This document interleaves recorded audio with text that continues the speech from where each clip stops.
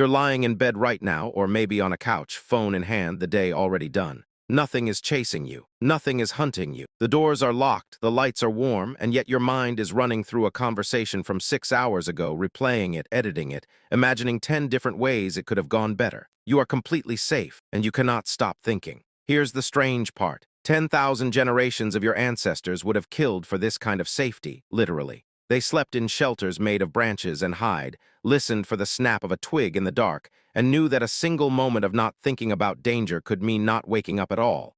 You are completely safe, and yet your mind is still running. Your brain was built in that world. It was never built for this one. So the question is simple. Why, when you are warm, fed, and safe, does your mind still run like it's being hunted? Why can't you just relax? Let's start with the obvious explanation, because it's wrong, and figuring out why it's wrong is where this gets interesting. Most people assume overthinking is a modern glitch. Too much stimulation, too much information, too many notifications lighting up your prefrontal cortex until it short circuits. That explanation feels right. It is not the real one. The real answer starts almost 2 million years ago on the open grasslands of East Africa, where your ancestors were not the top of the food chain, not even close. In 2005, anthropologists Robert Sussman and Donna Hart published research analyzing fossil evidence from early hominin sites and found something unsettling. Early humans were regularly preyed upon by large cats, hyenas, and birds of prey. This wasn't rare, it was routine. The Tong child, a 2-million-year-old hominin fossil discovered in South Africa in 1924, still bears puncture marks in its skull consistent with an eagle's talons. Your ancestors weren't just occasionally at risk. They were,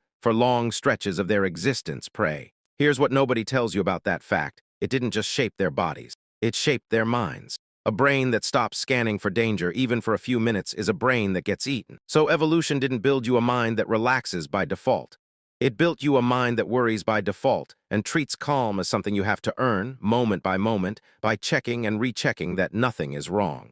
Think about that for a second. Your constant looping, what if this goes badly, thoughts aren't a malfunction. They're an inheritance, a survival tool with a safety catch stuck on. So let's talk about the mechanism, because this is where it stops being abstract and starts being personal. Deep inside your brain sits a small, almond-shaped structure called the amygdala. Neuroscientist Joseph Ledoux spent decades studying it at New York University, and his research in the 1990s revealed something remarkable. The amygdala can trigger a fear response before your conscious mind even knows what it's reacting to. It doesn't wait for facts. It reacts first and asks questions later. Here's the part that explains almost everything about modern overthinking. Your amygdala cannot tell the difference between a lion in the grass and an unanswered text message. Both register as unresolved threat. Both get flagged for urgent attention. Both trigger the same ancient alarm system that once kept your ancestors alive on the savannah. Your body still floods with cortisol and adrenaline over an awkward email, using the exact same chemical response your ancestors needed to outrun a predator. You are not weak for overthinking a small thing. You are running 2-million-year-old software on a problem it was never designed to solve. Now here's where it gets even more specific, because overthinking isn't random. It follows a pattern, and that pattern has a name. Psychologist Susan Nolan Hoeksema, in her landmark 1991 study on what she called the response styles theory,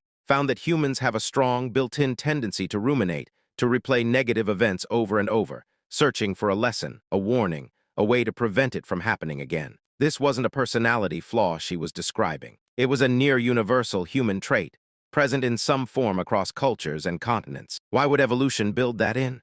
Because in a small hunting and gathering band of maybe 50 to 150 people, a number the anthropologist Robin Dunbar calculated in the 1990s as roughly the cognitive limit for stable human relationships, one mistake could get you killed, ostracized, or starved. If you ate the wrong berry once, you needed to remember exactly what it looked like forever. If you upset the wrong person in a group that small, and that group controlled access to food, shelter, and protection, that mistake could not be repeated. Your ancestors who obsessively replayed their errors passed on more genes than the ones who shrugged and moved on. That's the part that reframes everything. Overthinking a conversation from earlier today isn't your brain being irrational. It's your brain treating a modern, low-stakes social moment with the same intensity it once needed for a mistake that could end your bloodline. Let's zoom into a specific piece of evidence, because this isn't just theory, it's written into the archaeological record. At Wonderwork Cave in South Africa, researchers led by Francesco Berna published findings in 2012 showing evidence of controlled fire use dating back roughly 1 million years. Fire changed everything, but not in the way people usually assume.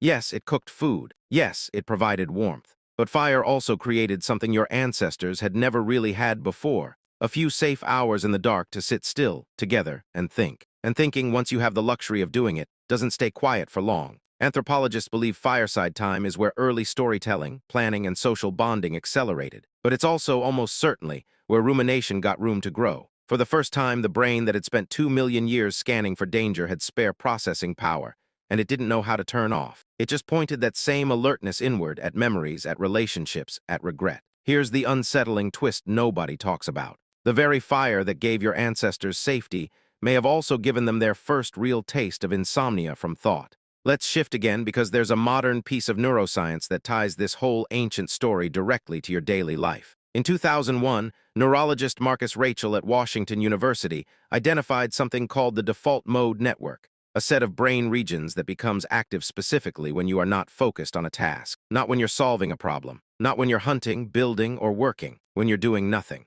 This is your brain's idle mode. And instead of going quiet, it fills the silence with self-referential thought, memories, worries, imagined futures, imagined conversations. Rachel's imaging studies showed this network lighting up the moment external demands faded. In other words, the second your ancestors' hands stopped being busy with a spear or a fire or a hunt, their minds didn't rest. They started running simulations. Here's what doesn't make sense until you think about it. Idle time was never actually idle for early humans. It was mental rehearsal time, running through what if a predator comes from that direction, or what if the group turns against me?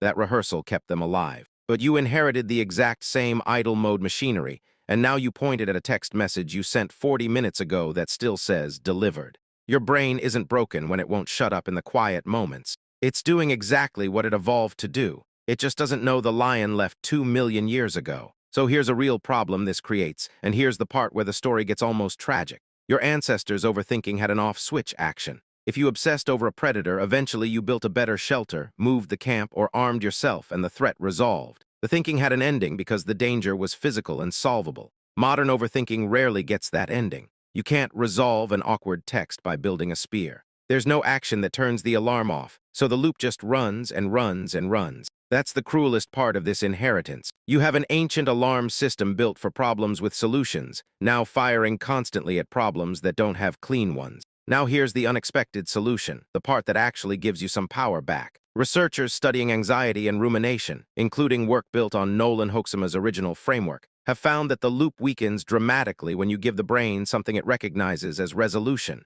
even a small one. Writing the worry down, speaking it aloud, taking one small physical action, even something as simple as a short walk. Your amygdala, remember, doesn't process abstract reassurance well. It responds to signals it evolved to understand: movement, action, closure. Give it a fake ending, and the ancient alarm quiets down, because as far as it's concerned, the danger has been handled. That's not therapy jargon. That's 2 million years of biology finally getting an answer it's built to accept. Now step back for a second, because this is where the story stops being about brain chemistry and becomes something bigger. Every time you replay an old conversation at 2 a.m., every time your stomach drops over a message left on read, every time your thoughts spiral over something that objectively does not matter, you are not malfunctioning.